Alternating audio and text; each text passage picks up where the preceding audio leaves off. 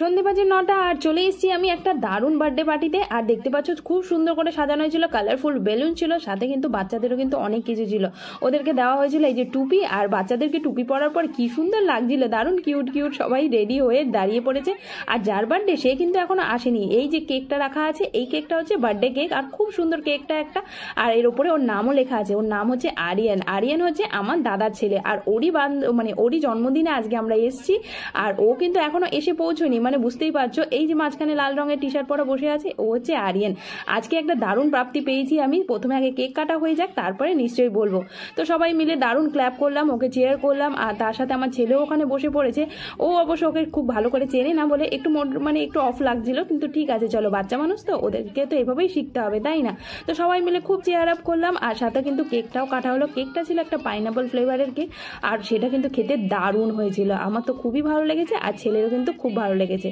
তো ফটাফট করে দেখতেই পাচ্ছ বাচ্চারা কিন্তু দারুণ সুন্দর করে কেক কাটা হয়ে গেছে। আর কেক কাটা খাওয়া দাওয়ার পরে যখন আমি ছেলেকে পেলাম একা বসে, তখন ওকে বারবার করে জিজ্ঞেস করছিলাম যে কি হয়েছে তোর, মুখটা এরকম বাংলার পাঁচ করে কেন বসে আছে।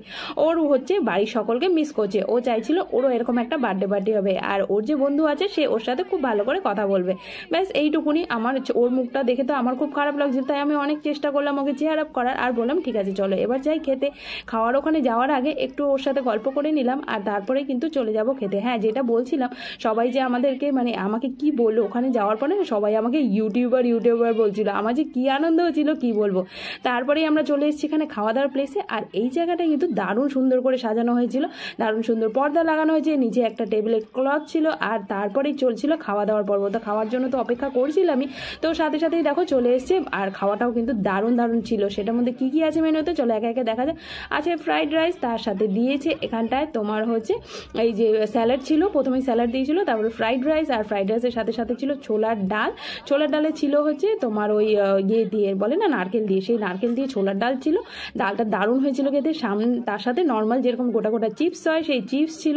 চিপস আর ছোলার ডাল খেতে না আমার দারুণ লাগে, মানে বিশেষ করে এরকম নেমন্তন্ন বাড়িতে আরও ভালো লাগে। তো এখানে আমি মিঠি সোনাকেও মাঝে মাঝে খাইয়ে দিচ্ছিলাম, কারণ বৌদি ওইদিকে একা একা খাচ্ছিল, তো তোজোকে খাওয়াচ্ছিল আর ও খাচ্ছিল, তাই মিঠিকে আমি খাইয়ে দিয়েছিলাম। তারপরেই কিন্তু দিয়েছিল মিক্স ভেজ, তারপরে কোফতা আর পনিরের তরকারি ছিল, সাথে স্যালাড তো ছিলই, আগেই দিয়েছিল, সাথে ছিল মাটন, আর শেষ পাতে ছিল মিষ্টি আর চাটনি। বুঝতেই পারছো জন্মদিনে জমানো খাওয়া।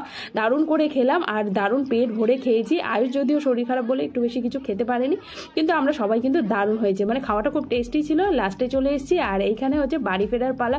রাত হয়ে গেছে প্রায় 11টা, তাই আমরা এখন যাব বাড়ি। আর তোমাদের যদি ভিডিওটা ভালো লাগে তাহলে অবশ্যই শেয়ার কমেন্ট করো। আর আজকের জন্য টাটা, নতুন একটা ব্লগে আবার সুন্দর করে দেখা হবে। বাই।